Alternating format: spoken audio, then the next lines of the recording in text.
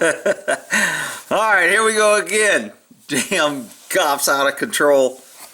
I did the video on the shooting for the South Carolina cop that shot the fleeing felon in the back after the poor innocent guy ran from the cops, had warrants, fought the cops, stole the cops' taser. After all that, the poor innocent guy got shot in the back. I did a video on that and got a lot of heat. Everybody saying I'm just protecting cops, and I don't want to admit that they're wrong. Hey, look, like I said in the other video, I don't know all the facts. I don't know all the facts on this one, but I'm coming to much more conclusions, and I'll explain why on that. So let's look at this video. These guys are chasing. News Chopper 4, here we go. Here's your pursuit. I'm recording. News Chopper 4, NOC. Make sure you got me clear on Blue Ridge. I don't want you to lose this. Okay, I'm going to go ahead and mute this because this guy right here supposedly stole this horse. You can tell the horse, now I'm a horse guy for those that don't know it. This horse isn't responding real well. This guy isn't giving good communications. The horse's tail, his head, his whole body is like, dude, what do you want me to do? What am I doing? So the horse is being a little non-compliant. He finally got him into a canter here, trying to make some distance between the deputies that I think were just let loose out of the chopper. There's a chopper right here. Now I'm going to go back right here and stop this because in the video they said the guy got tased. Okay, I don't think this guy got tased. I think he's a sorry rider and he's a sorry horse thief. And I mean, normally we hang up horse thieves and hang them from a tree, but we don't do that anymore. But these cops seem to have forgot that when they start beating him. So I'm just going to go a little forward here. Okay, you see this deputy right here running into this picture? The news lady says he tased him and that's why he fell off. He did not tase this guy. This guy fell off because he can't ride, and the horse is getting mixed signals, and the horse kind of makes a quick turn and kind of dumps him right there. So he wasn't tased. This deputy even fell on the ground. But here's where it gets interesting. Okay, right there, let me pause this. They come up on a guy, he's on the ground. You got two deputies. Now, again, as a cop, I'm telling you, when we use of force, there's a lot of factors. And that other South Carolina cop that shot the guy in the back, the cop was alone, the suspect was running, he knew he had warrants, he already requested cover, the guy was fighting him, either he got the taser, they end up fighting over the taser, either the cop got tased or he got tased, either the taser was taken away, whatever the reason, the cop shot him. Now, if you want to watch that video and find my problems with what everybody's jumped to conclusions and read my comments, I kind of explain it more in some of my comments. On this one, we have a person who committed a felony. He's a horse thief. He's off the horse. He's no longer fleeing. He's laying on the ground and is giving up. That is a whole different scenario than a guy who is running, who is fighting with the cops, and who were taking weapons from a cop. Big difference here. So this guy is pretty much on the ground. He's giving up. He's got his hands out. Obviously no resistance, nothing in his hands. He's not concealing his hands. He's not trying to resist. He is giving up. Now look, as a cop, I was always, once the guy gives up, the fight's over. I don't care how involved you are. When I worked auto theft, we'd be chasing these little gangbanger punks who were stealing cars all the time. And whoever was in the pursuit would get emotionally attached to that pursuit because he was risking his life trying to stay up with him. And every time the guy did something stupid, and if I was following him and he made me do something stupid, I'd be like, God, that piece of shit is going to get me killed. Well, actually, anytime I wanted, I could have won. I'm not chasing him and fall back. But as cops, we naturally run toward danger. We go to it. We chase bad guys. That's kind of what we do. So it's hard for cops to back off and get away from that. So in a pursuit, when you're emotionally charged, when we finally catch the guy, or the guy is captured or goes on a foot pursuit, we take him in custody. The officer, the primary officer that was chasing him in our agency, in our task force that we worked, that was in California, Sacramento, Stockton, Oakland, San Francisco, all that area up there. in our task force, whoever chased him was disengaged, and the other guys took him into custody, transported him, did all that. So we got some distance between the emotionally charged chasing the guy, and we got kind of new blood in there handling him. Now, these guys right here don't have new blood. These guys were chasing him. I don't know where they came from. But right now, there's no resistance. It's plainly clear to see the guy isn't armed. He's not reaching for a gun. He's not doing anything. And I think right here he gets tased. Okay? No. All right. That kick right there, totally uncalled for. If you didn't see that, I'm going to go back a little bit, bring that back, and get that kick again. Watch this guy. This officer comes, a bam, right there, kick. Okay, that's what I call felony assault under the color of authority. The guy is on the ground, he's kicking him in the neck or head. If you as a citizen kick somebody that's on the ground like that in the head, that's considered attempted murder. You can seriously injure or kill somebody. And this cop is doing this under the color of authority, using force when he does not need to. That is an absolute clear-cut felony. No ifs, ands, buts, or coconuts. This guy is wrong. I ain't protecting him. I ain't covering. I ain't saying it's the heat of the battle. I'm not saying there's any fight or flight. In that other video, the cop was fighting. He was fighting for his gun. He was fighting for his taser. That puts your mindset, and that puts you in that fight or flight. Right now, these cops are just in chase mode, and they've got a guy on the ground, not to mention a poor horse standing there like, hey, dude, this guy just stole me. I'd like to go home and eat my hay. The horse don't want to be involved in this at all. But this guy kicks him. Absolutely uncalled for. And you notice no other cops will stop this. Okay? Kicks him once, kicks him twice, jumps on him, beats him, kicks him between the nuts, kicks him, bangs him, bangs him. Look, okay? All this would be acceptable to me if the guy refused to show his hands, if the guy was armed, if the guy committed a violent felony and was a fleeing felon, and we don't know if he's armed, and he's refusing to show his hands, and he's saying, screw you, I ain't showing you my hands, and he's trying to look like he's reaching his pockets. I got no problem if these guys were doing that, if that was the case. But that is not the case. This guy gave up, the fight was over, he submitted to the arrest, and he is supposed to be protected by the guys that are beating his ass right now. And it's wrong. And the cops are going to go as emotionally charged. And, well, you know what?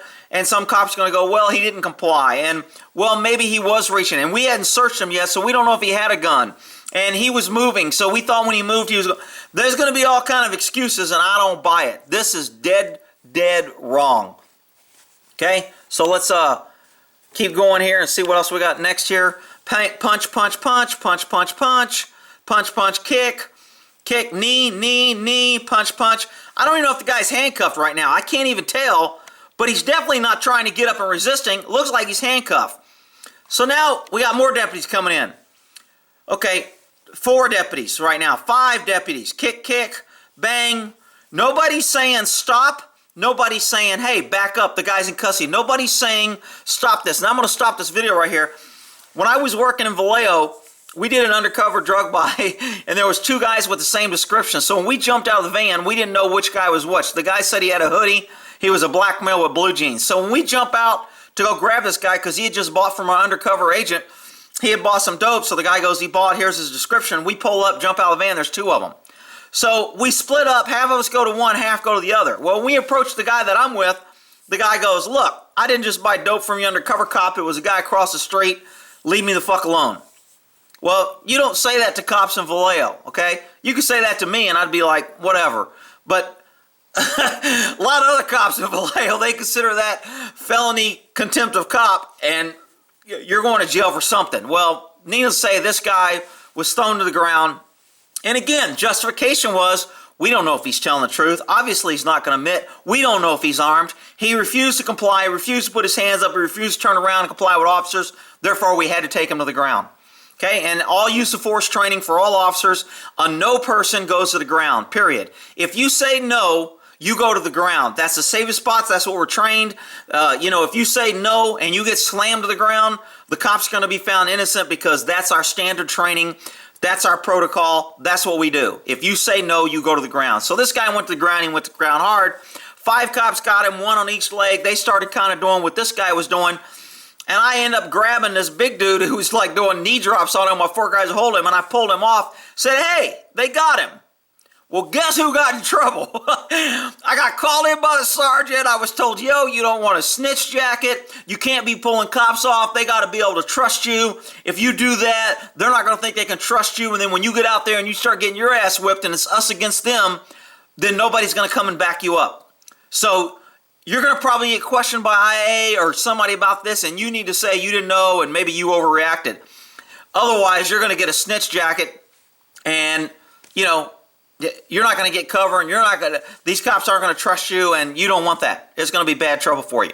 So because I pulled the guy off, I'm the one that got chewed out. Not to mention I had ended up taking a guy to the hospital, and he's yelling, Rodney King, the cops beat me. I'm the one that tried to save him, so everybody's looking at me like, damn, man, that cop beat the shit out of that dude because he was all beat up and I was taking him to the hospital. Well, look, I don't believe in that shit. So I stood up and I stopped it. I never got questioned by IA. It went no further. The sergeant knew about it. He knew what happened. And you know what? Standard police protection program went into play. Hey, the guy was already a no person. He made us take him to the ground. We didn't know if he was armed. He was refusing to put his hands behind his back. We were trying to secure him. And, you know, Rick was over there on the outside because he wasn't on the ground helping us beat him. So he didn't know what we were doing because he couldn't see his hands. And they're right. I couldn't see his hands because he had 5 cops around him. So I don't know what his hands were doing. So if all 5 cops say, hey, he was resisting and pulling away, and every time we grabbed his hand, he yanked it away, I can't say whether that's true or not.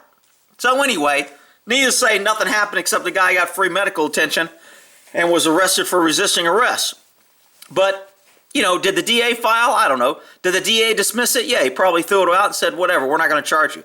The guy was like, cool, I'm not getting charged and I don't care. But I sidestepped from this video. These guys are absolutely out of control, wrong. And again, there's going to be some cop telling me, well, you can't see his hands. You don't know what he's doing. Maybe he's telling them, look, I saw the guy lay down, throw his hands up, and put his hands behind his back. If he's doing any resisting now, it's because he's getting his ass whipped. Because he's getting punched, he's probably trying to defend himself. Now, you know, according to the law and the Constitution, you can defend yourself and you can resist unlawful force from an officer. But if you do, and there's multiple officers, you're going to get beat. So, I mean, this right here is just absolutely uncalled for, wrong. These cops need to be disciplined, charged. I can't tell you, and people go, why don't they charge these cops, Rick? Look, a DA doesn't get cops and becomes cop friendly by going after cops. Then he gets the cops pissed off at him. Cops are like, hey man, that DA doesn't like cops. He's going after us. We can't do our job. So we'll stop writing tickets. We'll stop arresting people. We're going to do shitty reports. We're going to make the DA sorry that he messed with us. And the DAs have a fine line of balance between, do I want to turn on the cops and start prosecuting cops and have the cops go against me, because the DA and the cops are on the same team. We are on the prosecutorial team. We're on the government team. So when you're team players, and I've said this before in my other videos, it's very hard for someone to go against the team, to be on the outside, to turn in your coworkers, your peers, your group that stands by you and protects you and that backs you up. It's very hard to know that if you turn them in, you're going to put their life in danger. You may cause them to lose their job. You may say, I don't know where these cops come from. I mean, this thing panned out, and I'm like, holy cow, where did all these cops come from? Did they run a marathon to get here? I don't see. I assume they got out of the chopper or maybe multiple choppers. But anyway, I feel sorry for the horse. He didn't do anything. He got kicked and abused. The guy on the ground, well, he shouldn't have stole the horse. Well, Rick, just because he stole a horse doesn't mean he should get beaten. You're right. He shouldn't have. I've said the cops are wrong. But remember, the cops are reacting to a felony in progress. The guy ran. We don't know if he's armed. So I'm okay with the first part of jumping on him and handcuffing him. I'm absolutely not okay with the continuous, ongoing onslaught. Now, to me, it looked like this guy was white. So this probably won't be a big news story because there's no racial element. We can't claim the poor black man, and the liberal media won't care about this. But this is absolutely much more egregious. Although a guy didn't die, this is much more egregious police conduct and much easier to explain and see than that other shooting where the cop had to fight the guy, had to chase the guy. He was alone. He didn't have backup. He lost his taser once. There was a lot more circumstances that I needed more information to kind of give a decent opinion on whether the cop was totally out of line or just somewhat out of line and should have used more judgment. Maybe he should have continued and done other things. So on this situation, cops absolutely wrong. I don't care who comments on here and tells me that I don't know, I wasn't there. I don't know how I saw the guy give up. If he resisted, it's because he was getting kicked and kneed in the head. And the problem is everybody's going to be, I hope he sues and get a lot of money. People, every time someone sues the government and gets a lot of money, that's your tax dollars. All they're going to do is raise property taxes. They're going to raise other tax revenues. No government is ever held responsible for this. So when somebody sues an agency and wins a lot of money, people go, oh yeah, justice. Everyone that pays taxes just got screwed a little more. And that's the problem. I mean, there has to be some sort of personal liability. Cops, politicians, dirty politicians, they need to lose something personally and stop just, relying on the government paying their fees. When I turned in that dirty DA, the county and everybody got behind him because they're like, hey man, this is going to cost a lot of money. He's the DA, he's prosecuting. We'll have all these cases challenged. We can't make this appear that Rick was right, because if we do, then we're going to be out a lot of money. So unfortunately, the government protects the government.